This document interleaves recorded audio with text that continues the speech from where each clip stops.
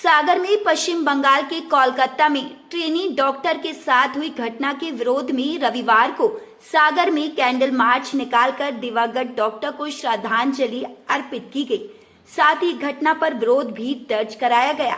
यह candle march शहर के चक्राघाट से शुरू हुआ, जो शहर के 3 बत्ती पर संपन्न हुआ। यहाँ सभी ने दिवंगत डॉक्टर को श्रद्धांजलि अर्पित की। वहीं कुछ युवाओं ने नुक्कड़ नाटक के माध्यम से घटना के प्रति अपना विरोध प्रकट किया। सागर सांसद डॉक्टर लता बानखेड़े और नगर विधायक शैलेंद्र जैन ने घटना के दोषियों पर कड़ी से कड़ी कार्रवाई करने की सरकार से मांग की है। इस कैंडल मार्च में शहरवासियों सहित कई जनप्रतिनिधि शामिल रहे।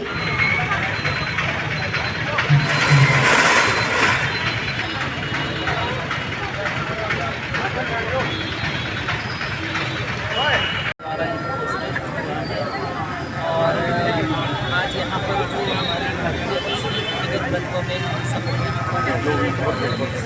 मार्च निकाला और बच्चों ने जो प्रस्तुति दी वो वाकई दिल दहला देने वाली है, क्योंकि समाज का जो आज हम रूप देख रहे हैं, विभत्स रूप जो समाज का हो चुका है, अब उसके लिए समाज को आगे आना पड़ेगा। उसके लिए एक एक परिवार को, एक एक महिला को आगे आना पड़ेगा।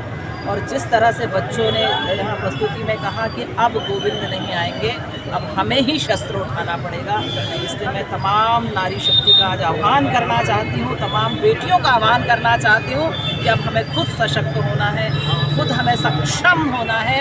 और इस तरह के जो विकृत मानसिकता के लोग हैं उनसे हमें खुद निपटना होगा और देश से और समाज से इस विकृति को ख़त्म करने का हमें बीड़ा उठाना होगा। महिला आयोग की अध्यक्ष थी, तब मेरी अनुशंसा पर 10 वर्ष की बच्ची के साथ यदि कुछ होता तो सीधे फांसी का प्रावधान भी मैंने अनुशंसा की थी और उस अनुशंसा को मध्य प्रदेश की सरकार ने माना था। अब इस तरह की अनुशंसा मैं भारत सरकार से भी करूंगी कि अभी तो 10 वर्ष तक की बेटी के लिए हुआ, अभी समस्त एज की बेटियों के लिए प्रावधान हो कि जो भी ऐसा काम करता है उसको तत्काल मृत्यु दंड देना चाहिए। बढ़ने का कारण कोई एक निश्चित नहीं होता है, वही विकृत मानसिकता है लोगों की जो महिलाओं को इस दृष्टि से देखते हैं।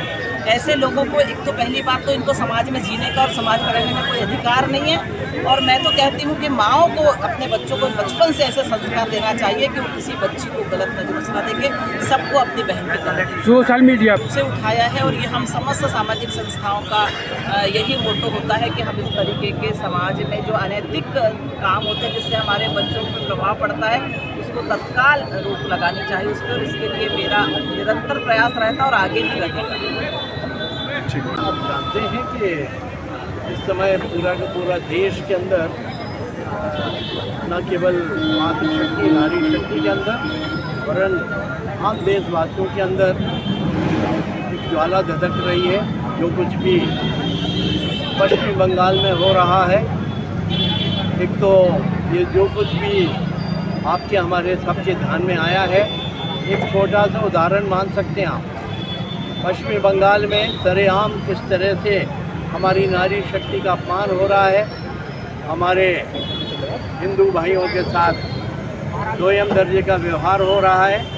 और ये निश्चित रूप से नारी शक्ति का ही अपमान की पराकाष्ठा है।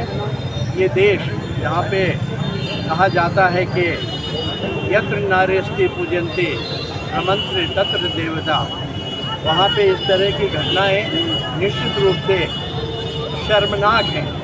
ऐसी घटनाओं को रोकने के लिए ठोस से ठोस कदम उठाने की आवश्यकता है और पूरा का पूरा देश ये एक आवाज़ में, बुलंद आवाज़ में कह रहा है, माननीय प्रधानमंत्री जी ठोस कदम उठाइए, पूरा देश आते हैं।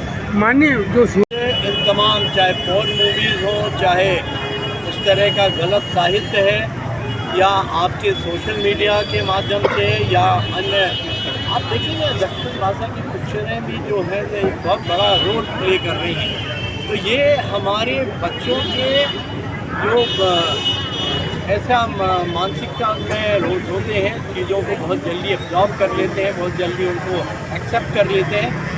ऐसे बच्चों को, ऐसे टीनेजर्स को, ऐसे नौजवानों को इस तरह का साहित्य परोसा जाएगा, इस तरह की पिक्चर दिखाई जाएंगी, तो निश्चित रूप से उन बच्चों में विकृतियाँ ही होंगी और हम इस तरह के अश्लील साहित्य को बिल्कुल तत्काल बैन करने की हम सरकार की मांग करते हैं।